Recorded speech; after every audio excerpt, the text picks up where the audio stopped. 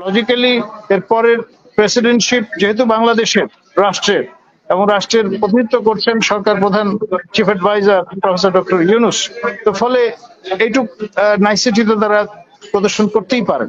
এবং তার উপরে আবার এই বৈঠকের প্রাক্কালে প্রায় 27 মিনিট পুরো ডেলিগেশনকে দাঁড় করিয়ে রাখা হয়েছিল।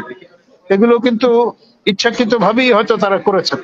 এখন যে একটা অ্যাপোলজেটিক ভাব নিয়ে বিএনপি নানান রকম অসন্তোষ প্রকাশ করছে বা বিএনপির ডেলিগেশন সন্তুষ্ট নয় জানান দিচ্ছে, সেটা হয়তো আরো মোর আপনার স্টার্ন পজিশনে চলে যেতে পারেন তারা। এদের মিছিল দিন দিন বাড়ছে। আমাদের সম্মানীয় পুলিশের আইজিপি মহোদয় যে কথাটি বলে ফেলেছেন সেটা কিন্তু ভয়ঙ্কর। পুলিশের হত্যার বিচার যতক্ষণ না হবে সেটা নিশ্চিত করা না যাবে ততক্ষণ পর্যন্ত আওয়ামী লীগের মিছিল বড় হতেই থাকবে। এই যে কথাবার্তাগুলো সেগুলো কিন্তু ডেফিনেটলি ইমপ্লিকেশন আছে। সেই জন্য আপনার নাথিং ইজ গ্যারান্টি, সে বিষয়টা আমরা যেন ভুলে না যাই।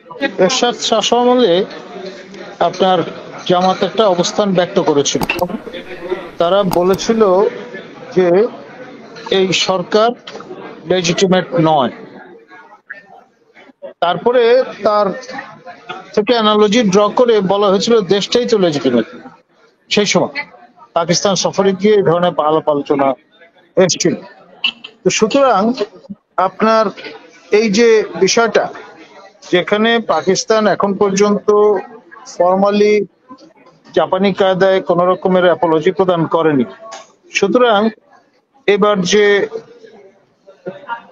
প্রসিডিংসটা সেখানেও কিন্তু এই বিষয়ে কোনো উল্লেখ আছে বলে আমরা জানি না।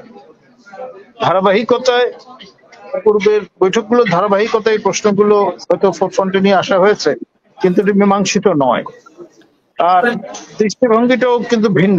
আমরা আমাদের দৃষ্টিভঙ্গি থেকে একরকম ন্যারেটিভ হাজির করছি, পাকিস্তান তাদের দৃষ্টিভঙ্গি থেকে আরেক রকম আপনার ন্যারেটিভ হাজির করছে। আপনি একটা এক্সাম্পল দেই আমি, সেটি হচ্ছে আমাদের বিমান বাহিনীর যিনি সর্বজন শ্রদ্ধ এবং আপনার যিনি সর্বোচ্চ গ্যালেন্ট্রি অ্যাওয়ার্ড পেয়েছেন বীর শ্রেষ্ঠ মতিউর রহমান, তারই ক্যাডেট যার সঙ্গে ধস্তাধস্তি করে যুদ্ধ বিমানটি ভূপাতিত হয়েছিল,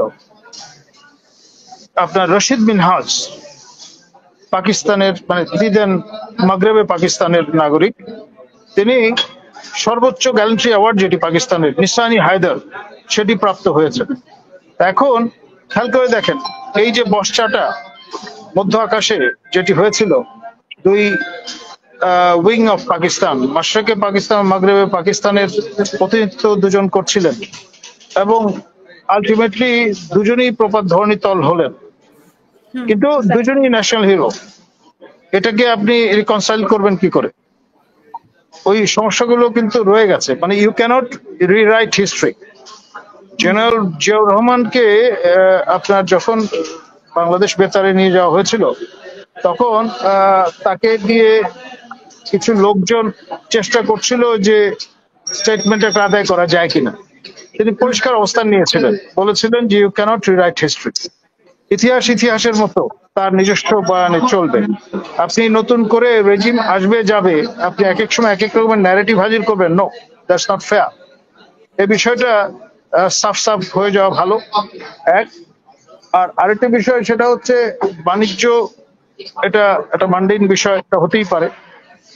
আপনার যে যার জাতীয় অবস্থান সেটা তারা বজায় রাখবে, এটাই স্বাভাবিক।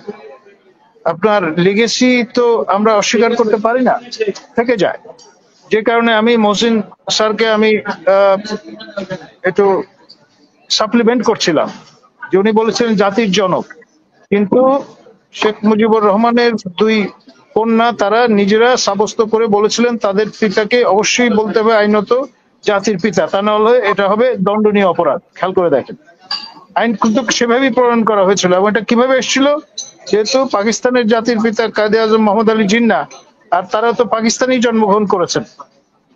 আপনার তৎকালীন মাশরিকি পাকিস্তানে ছোটবেলা স্কুলে পাক স্যার জামিন সাদবাদ এটাকে মানে রিসাইট করেই তো স্কুল পর্যায়ে পার করেছেন। পেয়ারা পাকিস্তান শব্দটা তার মুখ থেকে অনেকবার আমরা শুনেছি। তো সেই জন্যে you cannot deny the legacy, you cannot just shrug off all on a sudden. সেটার রিফ্লেকশন কিন্তু ওখানে আমরা পাচ্ছি। আর আরেকটা বিষয় সেটি হচ্ছে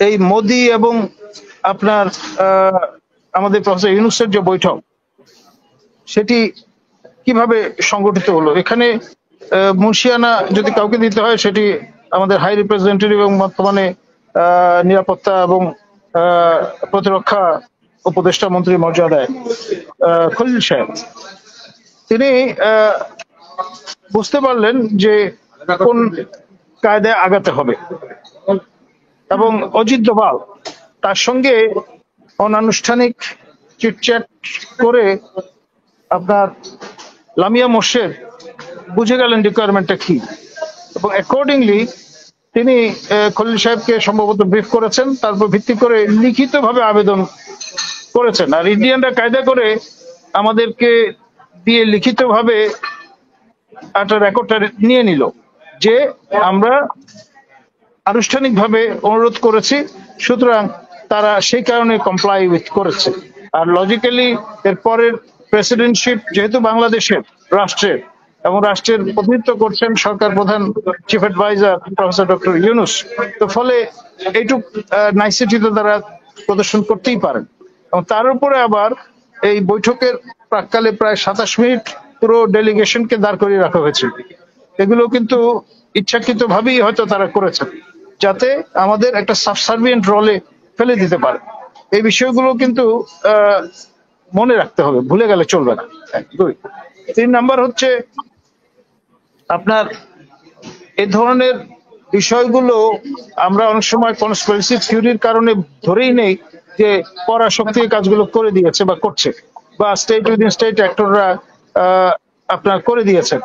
হয়তো তাদের ফ্যাসিলিটেশন থাকতে পারে, কিন্তু মূল আপনার বেড়ালের গলায় ঘন্টাটা কিন্তু ইনকামবেন্ট তাকেই বাঁধতে হবে। এখন খলিল সাহেব ডেফিনেটলি বা লামিয়া মোর্শেদ ডেফিনেটলি প্রফেসর ইউনূসের কনসেন্ট ছাড়া এই কাজগুলো করেননি, সে বিষয়টা আমাদের ভুলে গেলে চলবে না। ধন্যবাদ। না, আমি আরেকটি বিষয় এটার সাথে যুক্ত করেছিলাম যে এই যে জামাতের আমিরের সাথে যে খালেদা জিয়ার দেখা হলো, ওইটার কথা আপনি বলছেন, কিন্তু এটার কথা মানে অনেকেই বলছে যে অনেক ধরনের মানে অনেকে কাজ করেছে, আসলে কেউ কাজ করেছে কিনা এর পেছনে, এবং এই মোদি ইউনূসের বৈঠকেরও কোনো লেশ আছে কিনা, এটার সাথে প্রভাব আছে কিনা।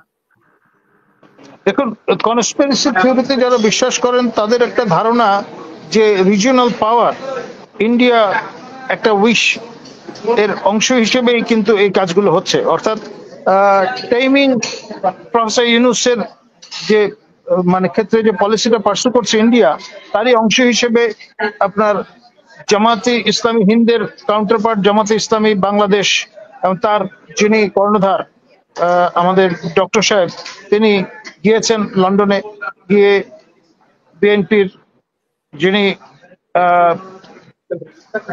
ডিফ্যাক্টো এবং ডিজুরো কর্ণধার আমাদের সাবেক মাননীয় প্রধানমন্ত্রী খালেদা জিয়া এবং যিনি হেয়ার অ্যাপারেন্ট আমাদের তারেক জিয়া, দুজনের সঙ্গে কিন্তু একই জায়গায় বৈঠক করে এসছেন। এবং তারপরে ফিরে আসার পর কিন্তু তাদের বক্তব্য ন্যারেটিভ সেগুলো কিন্তু পরিবর্তিত হয়েছে। এখন যে ফেজটা যাচ্ছে আপনার হোমওয়ার্কের অংশ হিসেবে, সেটি হচ্ছে আপনার যে 12টি দল জাতীয়তাবাদী মনোভাব পোষণ করে, যেটার পৌরোহিত্য করছেন এনপিপির ব্যারিস্টার ফরহাদ সাহেব, তারা একটা পর্যায়ে কনসেনসাসে পৌঁছালে পর তখন হয়তো দেখা যাবে অন দ্য গ্রাউন্ড আপনার রিয়ালিটি পাল্টে গেল। এখন যে একটা অ্যাপোলজেটিক ভাব নিয়ে বিএনপি নানান রকম অসন্তোষ প্রকাশ করছে বা বিএনপির ডেলিগেশন সন্তুষ্ট নয় জানান দিচ্ছে, সেটা হয়তো আরো মোর আপনার স্টার্ন পজিশনে চলে যেতে পারেন তারা। আর সেটি ক্ষেত্র তৈরির ক্ষেত্রে এই যে ধরুন আগামীকাল সারা দেশে পলিটেকনিক ইনস্টিটিউটের ছাত্ররা তারা কিন্তু আপনার অ্যাসার্ট করা শুরু করবে, এবং এইটি যদি টেম করতে না পারা যায় ইট মে অ্যাগ্রাভেট। কদিন আগে কুমিল্লায় আমরা মহাসড়ক যখন অবরোধ হতে দেখলাম, আমাদের দেশপ্রেমিক সেনাবাহিনীর সদস্যগণ তারা কিন্তু যথেষ্ট অ্যাসার্টিভ হয়েছে এবং ব্ল্যাঙ্ক ফায়ার করতে হয়েছে এই ডিসপাস করার জন্য। যে ফুটেজ গুলো আমরা দেখলাম, পিস্তল তাক করা, তারপরে যারা ট্রাক ড্রাইভার ছিলেন তাদেরকে আদেশ করা হচ্ছিল যে আপনারা থেমে আছেন কেন, মুভ ফরওয়ার্ড। তো এই যে স্টান্সটা, সেটা কিন্তু 3রা অগাস্টের বা 4ঠা অগাস্টের গত বছরের যে স্টান্স, যে কাম হোয়াট মে আমরা গুলি বর্ষণ করব না, আমরা অ্যামুনিশন ব্যবহার করব না, ওই জায়গাটায় কিন্তু আর নেই। তো সেই জন্য ভবিষ্যতে আপনার ওই যে গ্যারান্টিড ভাবে ধরে নেয়া যে আমাদের সশস্ত্র বাহিনীর সদস্যগণ কোনো অবস্থায় অ্যামুনিশন ব্যবহার করবেন না, ওই জায়গাটায় ভবিষ্যতে স্টিক করতে তারা নাও চাইতে পারে অবস্থার পরিপ্রেক্ষিতে। কারণ যদি মব ভায়োলেন্ট হয়ে ওঠে, প্রতিটা মানুষের, তিনি আপনার ম্যান ইন ইউনিফর্ম হন আর সিভিলিয়ান হন, রাইট টু সেলফ ডিফেন্স, এটা একদম মৌলিক মানবাধিকার।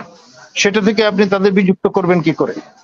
আর সামনে যদি, আমি অবাক হব না যে এই অস্ত্রগুলো এখন পর্যন্ত পুনরুদ্ধার করা যায়নি, সেগুলো যদি যাদের পজিশনে আছে তারা যদি ব্যবহার করা শুরু করেন, আর অস্ত্র যেগুলো লুকায়িত থাকে স্ট্রে হয়ে যায়, সেগুলো কিন্তু যে কারো হাতে চলে যেতে পারে।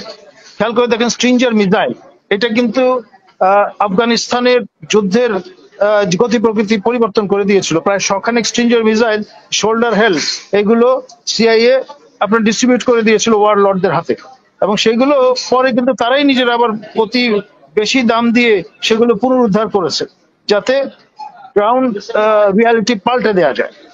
আপনার সোভিয়েত নির্মিত যে হেলিকপ্টার গানশিপ গুলো, সেগুলো যখন খেলনার মতো পড়ে যাচ্ছিল, আকাশ থেকে ভূপাতিত হচ্ছিল, তখনই কিন্তু সোভিয়েতরা সিদ্ধান্ত নিয়েছিল যে time has come to go back home. তো সেই রকম পরিস্থিতি এখানেও তৈরি হয়ে যেতে পারে। যারা ধরুন আপনার ক্ষমতা হারিয়েছেন, তারা অ্যাসার্টিভ হওয়া শুরু করেছেন, এবং আপনার এদের মিছিল দিন দিন বাড়ছে। আমাদের সম্মানীয় পুলিশের আইজিপি মহোদয় যে কথাটি বলে ফেলেছেন, সেটা কিন্তু ভয়ঙ্কর। পুলিশের হত্যার বিচার যতক্ষণ না হবে, সেটা নিশ্চিত করা না যাবে, ততক্ষণ পর্যন্ত আওয়ামী লীগের মিছিল বড় হতেই থাকবে। এই যে কথাবার্তাগুলো, সেগুলো কিন্তু ডেফিনেটলি ইমপ্লিকেশন আছে। সেই জন্য আপনার নাথিং ইজ গ্যারান্টি, সে বিষয়টা আমরা যেন ভুলে না যাই। ধন্যবাদ।